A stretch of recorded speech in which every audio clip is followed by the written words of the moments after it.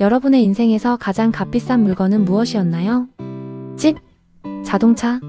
여기 고작 17원이라는 가격표가 붙은 한 소녀의 인생이 있습니다. 누군가에게는 껌 한 통값도 안 되는 돈이었지만 그 돈은 누군가에게 구원이 되었고 또 누군가에게는 기적이 되었습니다. 1970년대 먼지 날리던 어느 시골 장터의 이야기입니다. 햇볕이 유난히도 따갑던 경기도의 한 5일장입니다. 구수한 국밥 냄새와 비릿한 생선 비린내가 뒤섞인 그곳, 사람들의 시선이 한 곳으로 쏠립니다. 장터 한복판, 인신매매범이나 다름없는 거강꾼이 밧줄 하나를 쥐고 서 있습니다. 그 줄 끝에는 이제 갓 20살 남짓된 어린 소녀, 윤슬이가 묶여 있었죠. 자, 골라들 봐요. 밥만 주면 군말 없이 일하래입니다. 몸값은 단돈 16원. 거강꾼의 고함에 사람들이 구름처럼 몰려듭니다. 하지만 아이의 몰골을 본 사람들은 이내 혀를 찹니다. 윤슬이의 오른쪽 바짓단은 유난히 짧고 흙먼지가 잔뜩 묻어 있었습니다. 소아마비로 인해 뒤틀려버린 다리 때문이었죠. 에이, 사람 장난하나. 다리 저런 애를 데려다 어디다 써? 밥값만 축내게 생겼구먼. 그러게나 말이야. 짐 하나 제대로 들겠어? 차라리 마당 똥개 한 마리를 사는 게 낫겠네. 비수 같은 말들이 윤슬이의 가슴에 박힙니다. 윤슬이는 고개를 숙인 채 해진 고무신 코만 바라봤습니다. 태어날 때부터 받은 구박은 익숙했지만 오늘따라 유난히 그늘진 바닥이 차갑게 느껴졌습니다. 차라리 아무도 나를 사지 않았으면. 하지만 사지 않으면 오늘 밤엔 또 매를 맞겠지. 소녀의 작은 어깨가 파르르 떨립니다. 그때였습니다. 인파를 헤치고 한 노신사가 걸어 나옵니다. 빳빳하게 풀을 먹인 개량 한복에 낡았지만 윤이 나는 구두. 퇴임 후 고향으로 내려온 전직 교육자 성준이었습니다. 그는 거강꾼 앞이 아니라 바들바들 떨고 있는 윤슬이 앞에 멈춰섰습니다. 아이야, 고개 좀 들어보겠니? 윤슬이는 겁에 질려 천천히 고개를 들었습니다. 눈물이 그렁그렁한 눈망울 속에 70년대의 푸른 하늘이 담겨 있었습니다. 사람들은 노인이 노망이라도 난 줄 알았습니다. 거강꾼은 횡재했다는 듯 눈을 빛내며 다가왔죠. 어르신, 보는 안목이 있으시네. 애가 다리는 좀 이래도 손은 야무집니다. 자, 17원만 내쇼. 성준은 거강꾼의 말은 들은 채도 하지 않았습니다. 그는 대신 윤슬이의 눈을 한참 동안 응시했습니다. 다리가 아니라 그 맑고 총명한 눈동자 뒤에 숨겨진 아이의 영혼을 본 것이죠. 성준은 품 안에서 주섬주섬 쌈짓돈을 꺼냈습니다. 그리고는 거강꾼의 손에 17원을 툭 던졌습니다. 이 아이 내가 데려가겠소.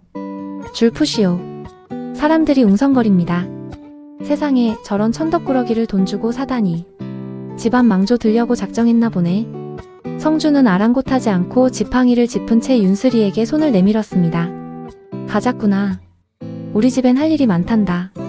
밥 굶을 걱정은 안 해도 될 거야. 윤슬이는 얼떨떨한 기분으로 그 투박한 손을 잡았습니다. 평생 받아본 가장 따뜻한 온기였습니다. 성준의 지팡이 소리와 윤슬이의 절뚝거리는 발소리가 묘한 박자를 맞추며 장터길을 벗어납니다. 절망뿐이었던 아이의 등 뒤로 처음으로 긴 그림자가 희망처럼 드리워졌습니다. 도착한 곳은 위험 있는 기와 지붕이 얹어진 종갓집이었습니다. 하지만 대문을 들어서자마자 차가운 기운이 감돕니다. 비단 치마를 살랑거리며 나온 성준의 며느리 채영이 경악한 표정으로 서 있었거든요. 아버님, 이게 대체 누굽니까? 식모를 구해오신다더니 어디서 이런 장애자를. 채영의 시선이 윤슬이의 뒤틀린 다리에 머뭅니다. 윤슬이는 본능적으로 성준의 옷자락 뒤로 몸을 숨겼습니다. 이제 막 열린 희망의 문턱에서 윤슬이는 다시 한번 거대한 벽을 마주하게 된 겁니다. 내 손님이다. 오늘부터 이 아이에게 부엌 한 편을 내어주거라. 성준의 목소리는 엄격했지만 그 뒤에 숨겨진 뜻은 누구도 알지 못했습니다. 17원이라는 헐값에 팔려온 절름발이 소녀. 이 아이가 훗날 이 가문을 일으키고 조선, 아니 대한민국의 맛을 흔들 천재가 될 줄은 말이죠. 윤슬이는 과연 이 차가운 종갓집에서 살아남을 수 있을까요? 아이의 불편한 다리보다 더 매서운 며느리의 구박이 시작되려 합니다. 하지만 여러분, 잊지 마세요. 가장 깊은 어둠 속에서 가장 밝은 빛이 잉태되는 법이니까요. 윤슬이의 험난한 종갓집 생활, 그리고 아무도 몰랐던 아이의 절대 미각이 깨어나는 순간 제2장에서 본격적인 이야기가 펼쳐집니다. 여러분, 혹시 눈으로 먹고 마음으로 짓는다는 말을 들어보셨나요? 겉은 번지르르한데 속은 텅 빈 집안이 있습니다. 그리고 그 빈틈을 어린 소녀의 작은 손이 메우기 시작하죠. 절뚝거리는 다리로 아궁이 앞에 앉은 아이, 윤슬이의 진짜 이야기가 지금 시작됩니다. 1970년대 종갓집의 새벽은 매서웠습니다. 안개 자욱한 마당에 윤슬이가 서 있네요. 성준 어르신이 사준 나무 지팡이를 짚고 윤슬이는 제 몸집만한 물동이를 나릅니다. 오른쪽 다리가 뒤틀려 발을 뗄 때마다 몸이 크게 휘청거리죠. 하지만 아이는 입술을 꽉 깨뭅니다. 밥값은 해야 한다는 생각, 그리고 자신을 거두어준 어르신에 대한 고마움 때문이었습니다. 반면 이 집안의 안주인 격인 며느리 채영은 속이 타들어갑니다. 화려한 양장 차림에 값비싼 화장품을 쓰지만 사실 채영은 살림에는 젬병이었거든요. 시아버지가 낙향하며 가져온 돈을 야금야금 써버린 탓에 쌀독은 비어가고 있었죠. 더 큰 문제는 곧 다가올 문중 어른들의 제사였습니다. 아니, 이놈의 국은 왜 자꾸 비린내가 나는 거야? 소금을 부어도 맛이 안 나네. 채영이 부엌에서 씩씩거리며 국자를 내던집니다. 솜씨 없는 목수가 연장 탓하듯 엄한 솥단지만 발로 툭툭 차대죠. 결국 채영은 에잇 못해먹겠네 라며 밖으로 나가버립니다.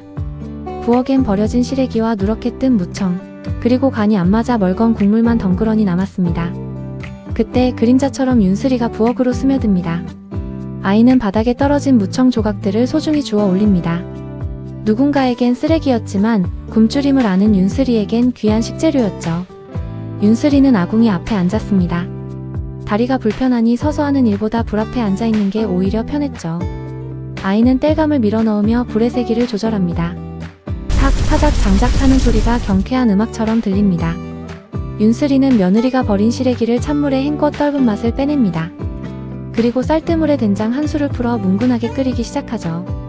여기에 채영이 버리려던 멸치 대가리를 볶아 가루 내어 넣습니다. 부엌 가득 구수한 냄새가 퍼집니다. 단순히 짠맛만 나는 국이 아니었습니다. 흙냄새와 단맛, 그리고 깊은 감칠맛이 어우러진 진짜 밥 냄새였죠. 잠시 후 돌아온 채영은 깜짝 놀랍니다. 너 여기서 뭐 하는 거야? 내가 요리할 때 얼씬도 하지 말랬지. 채영이 국을 한 국자 떠서 맛을 봅니다. 순간 채영의 눈이 휘둥그레집니다. 평생 먹어본 적 없는 깊은 맛이 혀끝을 감쌌거든요. 하지만 채영의 얼굴은 금세 일그러집니다. 감동이 아니라 시기심 때문이었습니다. 고작 식모아이가 자신보다 낫다는 사실을 인정할 수 없었죠. 저녁상에 그 국이 올랐습니다. 문중 어른들이 숟가락을 들자마자 감탄을 뱉습니다. 이 사람아. 자네 며느리 솜씨가 보통이 아니구먼. 이 시래기 국맛이 예사롭지 않아. 성준은 빙그레 미소 지으며 윤슬이가 있는 부엌 쪽을 바라봅니다. 채영은 칭찬을 한 몸에 받으며 콧대를 높입니다. 제가 밤잠 설쳐가며 우려낸 육수입니다, 어르신. 뻔뻔한 거짓말이 안방을 채웁니다. 손님들이 돌아간 뒤 부엌으로 들어온 채영의 눈빛은 서늘했습니다. 고마움은커녕 자신의 무능이 들통날까봐 겁이 난 것이죠. 너 오늘 본 거 입 밖으로 꺼내기만 해봐. 그리고 앞으로 내가 시키는 것만 해. 주제넘게 음식에 손대지 말란 말이야. 채영은 윤슬이가 정성껏 닦아놓은 솥뚜껑을 괜히 거칠게 열어젖힙니다. 윤슬이는 절뚝거리며 뒷걸음질 쳤습니다. 죄송합니다, 사모님. 사과할 이유가 없는데도 사과를 해야 하는 처지. 아이의 가슴에 억울함이 멍처럼 차오릅니다. 하지만 여러분 아시나요? 가마솥은 주인이 누군지 알고 있습니다. 불을 다스리고 쌀을 달래는 사람의 마음을 솥은 기억하죠. 다음날 성준의 집안에 큰 사건이 터집니다. 한양에서 온 귀한 손님이 독선생을 자처하며 방문한다는데 채영은 또다시 큰 실수를 저지르고 맙니다. 과연 윤슬이는 며느리의 모진 구박 속에서도 이 집안의 밥상을 지켜낼 수 있을까요? 그리고 성준 어르신은 언제까지 아이의 재능을 비밀로 해줄까요? 본격적인 위기가 시작되는 제3장 광 속에 갇힌 진심편에서 계속됩니다. 가장 높이 올라가고 싶을 때 사람은 가장 비겁해지기도 합니다. 1970년대 온 나라가 잘 살아보세를 외치며 열심히 달릴 때 누군가는 타인의 땀방울을 훔쳐 자신의 훈장으로 삼으려 했죠. 오늘은 그 비겁함이 빚어낸 가장 차갑고 서러운 밤의 이야기입니다.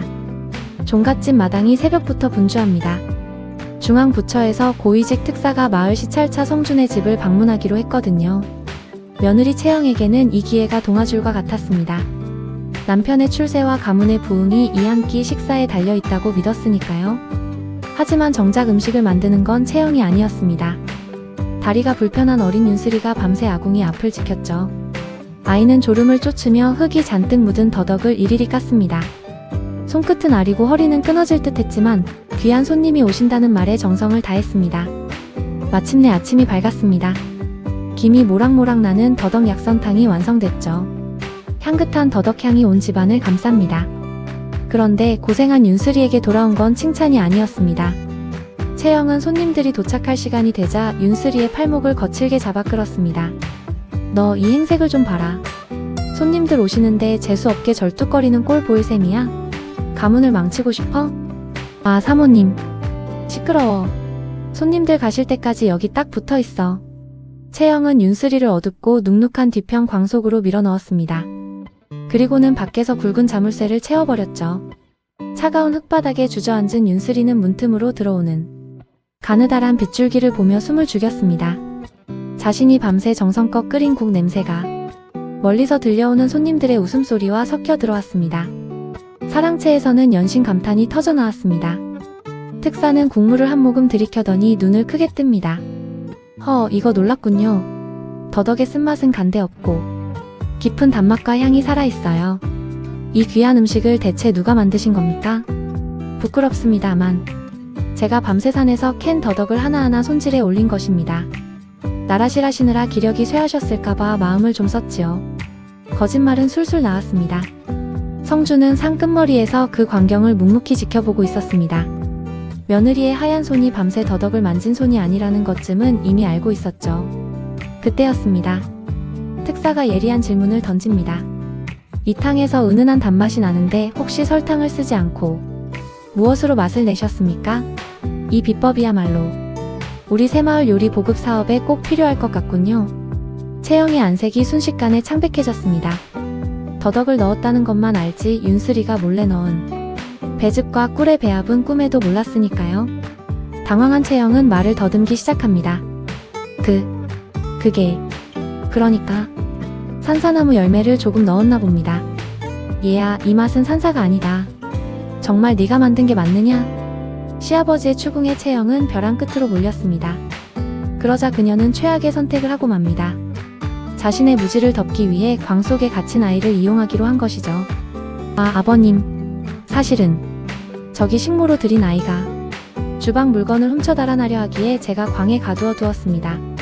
그 아이가 음식에 무슨 짓을 했는지도 모르겠네요. 혹시 맛이 변했다면 그 아이 탓일 겁니다. 광 속에 갇혀 모든 대화를 듣고 있던 윤슬이의 눈에서 굵은 눈물방울이 떨어졌습니다. 억울함보다 무서운 건 자신이 정성을 다했던 진심이 도둑질로 변해버린 현실이었습니다. 아이는 소리 죽여 울며 뒤틀린 다리를 끌어안았습니다. 차가운 자물쇠가 채워진 건 광의 문이 아니라 세상이 아이를 바라보는 시선이었습니다. 과연 윤슬이는 이대로 도둑이라는 누명을 쓰고 쫓겨나게 될까요? 아니면 이 거짓의 밥상 위에서 진실의 향기가 피어오를 수 있을까요? 성준 어르신의 눈빛이 매섭게 빛나기 시작합니다. 모두를 놀라게 할 요리 대결의 서막. 제사장, 묵은 쌀에 발란 가짜를 이기다 편에서 그 통쾌한 반전이 시작됩니다. 거짓은 화려한 옷을 입고 나타나지만 진실은 언제나 소박한 맨발로 우리 곁에 머뭅니다. 1970년대 배고픔이 일상이었던 그 시절. 가장 흔하고 보잘것없는 쌀 한 줌이 누군가에게는 권력이 되고 누군가에게는 인생을 건 승부가 되었습니다. 묵은 쌀에 발란 그 통쾌한 현장으로 여러분을 초대합니다. 어둡고 눅눅한 광의 문이 열렸습니다. 쏟아지는 햇살에 눈을 찌푸리며 나타난 건 엉망이 된 머리에 눈물 자국이 선명한 소녀 윤슬이었습니다. 마당에는 서슬퍼런 성준 어르신과 당황한 기색이 역력한 특사, 그리고 사시나무 떨듯 떠는 며느리 채영이 서 있었죠. 내 오늘 이 집안의 기강을 바로잡고자 한다. 며느리, 네가 이 집안의 맛을 책임진다 했느냐? 그렇다면 저 아이와 똑같은 재료로 다시 한번 밥을 지어보거라. 성준은 곡간 깊숙이 박혀있던 묵은 쌀 2사발을 꺼냈습니다. 습기를 머금어 냄새가 나고 누렇게 뜬 아무도 거들떠보지 않던 쌀이었죠. 채영은 코를 막으며 소리를 지릅니다. 아버님, 이따위 쓰레기로 어떻게 밥을 짓습니까? 저는 햅쌀이 아니면 솜씨를 낼 수 없습니다. 진정한 명의는 연장을 탓하지 않는 법이다. 윤슬아, 너는 할 수 있겠느냐? 윤슬이는 흙먼지 묻은 손으로 묵은 쌀을 어루만졌습니다. 그리고는 지팡이를 짚고 천천히 하지만 단단하게 고개를 끄덕였습니다. 대결이 시작되었습니다. 채영은 특사에게 잘 보이기 위해 몰래 햅쌀을 섞고 화려한 고명을 준비하며 서둘렀습니다. 하지만 마음이 급하니 불 조절이 될 리 없었죠. 장작을 무턱대고 밀어넣자 시커먼 연기가 주방을 뒤덮었습니다. 반면 윤슬이는 아궁이 앞에 정좌하고 앉았습니다. 불편한 다리는 방해가 되지 않았습니다. 오히려 앉아있는 그 자세가 세상에서 가장 편안한 요새가 되었죠. 윤슬이는 묵은 쌀을 찬물에 여러 번 헹궈 잡내를 씻어냈습니다. 그리고는 솥바닥에 들기름을 살짝 발랐습니다. 묵은 쌀의 푸석함을 고소함으로 덮기 위한 신의 한 수였죠. 윤슬이는 눈을 감았습니다. 소리만으로 밥의 상태를 읽기 시작한 것이죠. 물이 잦아들고 쌀알이 통통하게 부풀어 오르는 소리, 그리고 솥바닥에서 누룽지가 눌어붙으며 내는 미세한 치익 소리. 아이는 시계를 보지 않고도 정확한 타이밍에 장작을 하나씩 빼내기 시작합니다. 잠시 후 2개의 가마솥 뚜껑이 열렸습니다. 채영의 솥에서는 탄내와 함께 설익은 밥알이 튀어 올랐습니다. 겉만 번지르르 하고 속은 생쌀인 딱 그녀의 마음 같은 밥이었죠. 하지만 윤슬이의 솥뚜껑을 여는 순간 기적이 일어났습니다. 묵은 쌀이라고는 믿기지 않을 만큼 윤기가 자르르 흐르는 하얀 밥상. 그 위로 구수한 누룽지 향이 구름처럼 피어올랐습니다. 특사는 홀린 듯 윤슬이의 밥을 한 숟갈 떠서 입에 넣었습니다. 이럴 수가. 묵은 쌀의 텁텁함은 어디 가고 고소한 정취만 남았군요. 씹을수록 단맛이 우러납니다. 이건 단순한 밥이 아닙니다. 그래, 이 맛의 비결이 무엇이냐? 쌀이 오래되어 마음이 상했을까봐 들기름으로 달래주고 불 앞에서 같이 기다려 주었을 뿐입니다. 마음이 상했을까봐 달래주었다는 아이의 말에 특사는 고개를 떨구었습니다. 기술은 며느리가 앞섰을지 몰라도 생명을 대하는 진심은 아이를 따라갈 수 없었죠. 특사는 채영을 싸늘하게 바라보며 말했습니다. 거짓으로 가득 찬 화려한 밥상보다 이 아이의 정직한 한 그릇이 100배는 훌륭합니다. 이 집안의 진짜 주인은 이 아이였군요. 채영은 무너져 내렸습니다. 자신의 욕심이 부른 참혹한 결과였죠. 성주는 절뚝거리며 뒷걸음질 치는 윤슬이에게 다가가 그 거친 손을 잡았습니다. 미안하다, 아이야.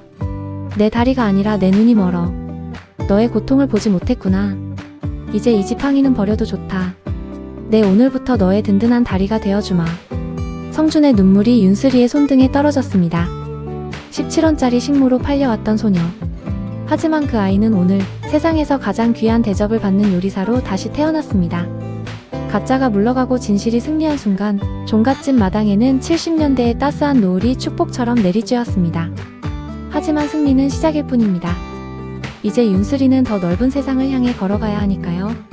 종갓집 식모에서 당당한 수양손녀로, 그리고 전설적인 요리사로 거듭나는 마지막 이야기.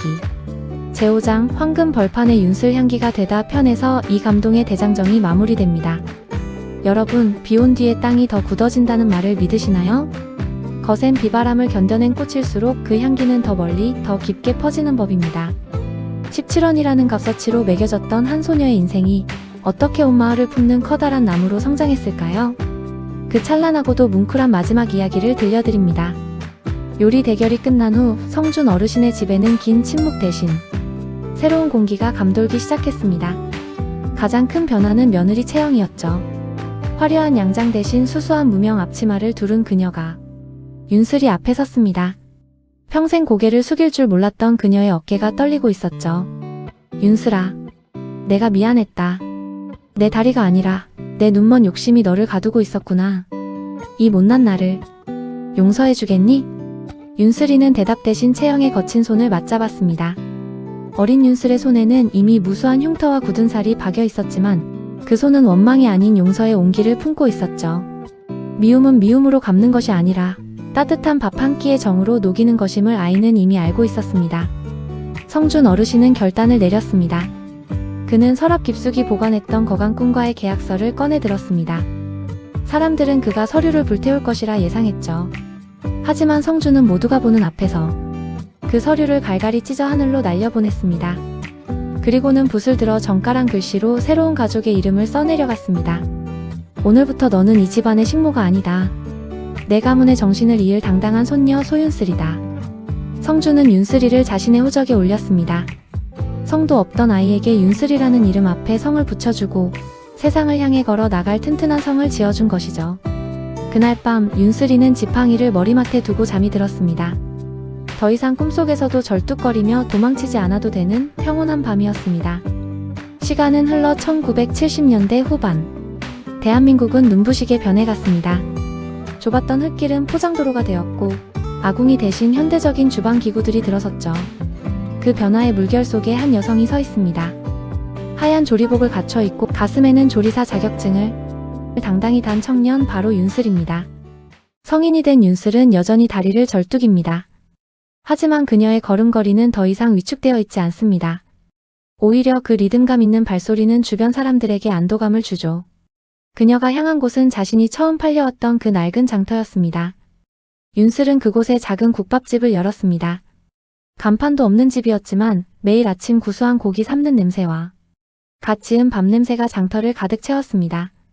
그녀는 예전에 자신처럼 헐벗고 굶주린 아이들을 보면 조용히 불러 앉혔습니다. 그리고는 세상에서 가장 따뜻한 고기국밥 한 그릇을 내어놓았죠.